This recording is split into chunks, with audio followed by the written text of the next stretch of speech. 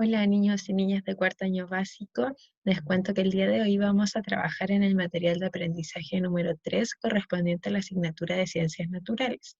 Para eso voy a proyectar en la imagen el PowerPoint para que podamos trabajarlo en conjunto.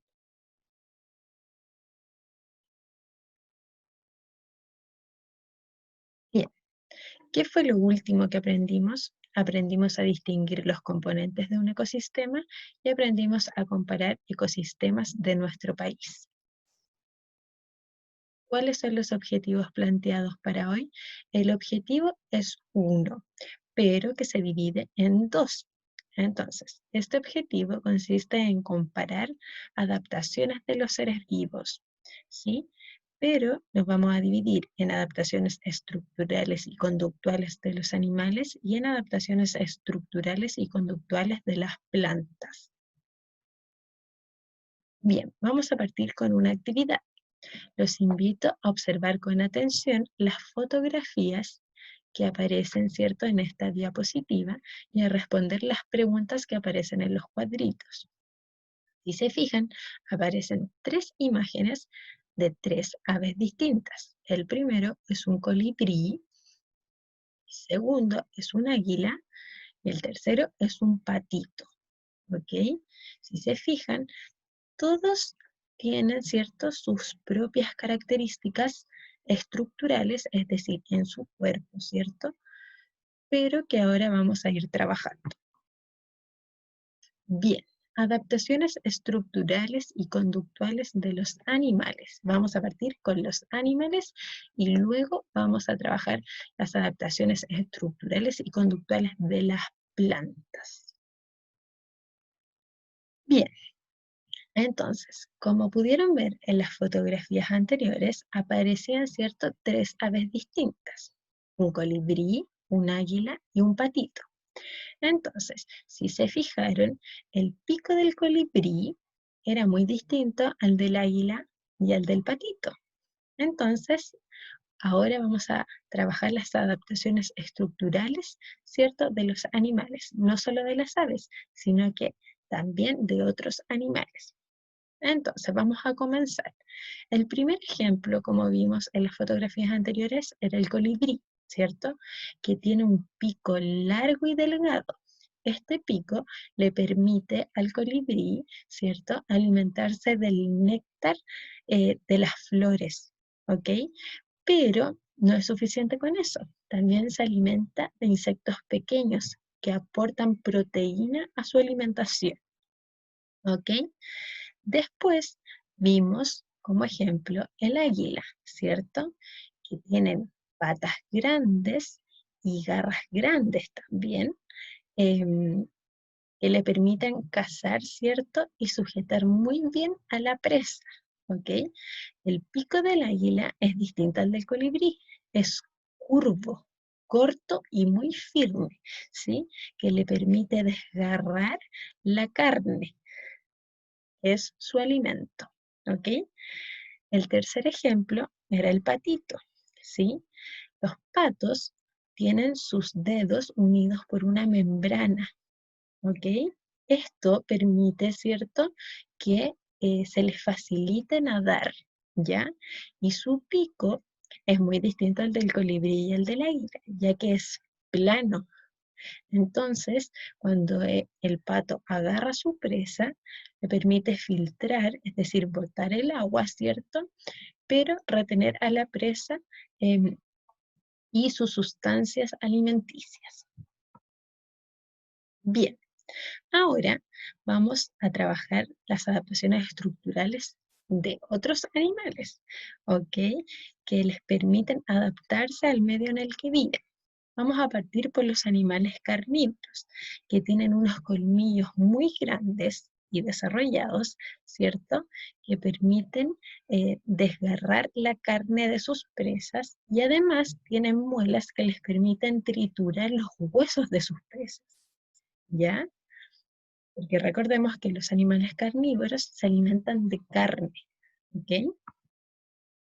También están los animales herbívoros. Ellos no tienen colmillos, pero tienen incisivos. Los incisivos son los dientes delanteros, ¿ya?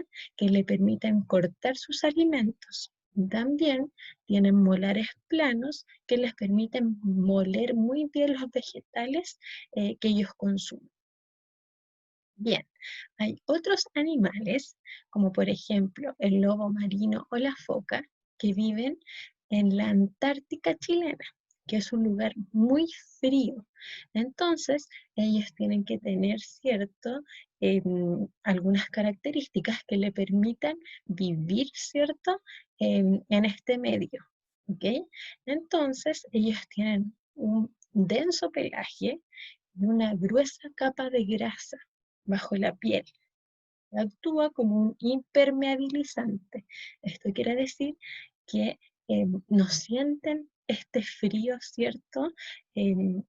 Tan denso eh, de este lugar, ¿cierto? Como la Antártida. ¿Ok? Bien. Ahora vamos a trabajar las adaptaciones conductuales de los animales. Ya trabajamos las estructurales, ¿cierto? Ahora las conductuales, ¿ok? Entonces, aquí aparecen algunos ejemplos, ¿ya? Que los vamos a ir trabajando más adelante. Pero para eso, me gustaría saber si han escuchado alguna vez el término camuflaje o si sabían que hay animales que hibernan o si habían escuchado también el término migrar. Bueno, ahora lo vamos a aprender. Bien. Entonces, como decíamos, vamos a trabajar las adaptaciones conductuales, es decir, de su conducta.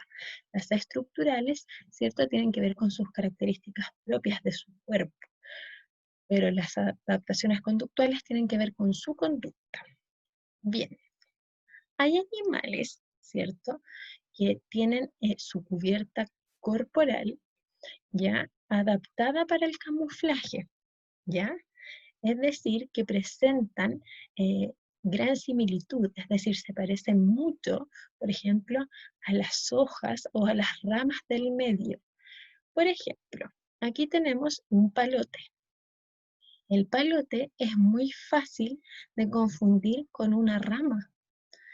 Y eso es porque el palote se camufla, es una adaptación conductual, es decir, que uno no se da cuenta si es una rama o es un palote, ¿ya? También acá hay una mariposa. Ustedes a lo mejor pensaban que era una hoja, pero no, es una mariposa.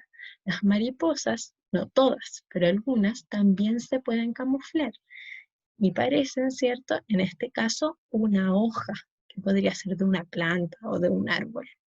Entonces, el camuflaje, ¿cierto?, permite que los animales, ¿cierto?, pasen desapercibidos en un lugar. Esto quiere decir que uno no se da cuenta. Como en este caso les dije, si el palote es una rama o es un animal, o si la mariposa es una hoja, ¿cierto? O un animal, ¿ok?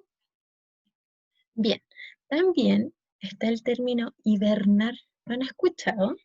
Entonces, cuando llega el invierno, ¿cierto? El frío aumenta, ¿ya? Y los alimentos de algunos animalitos disminuyen.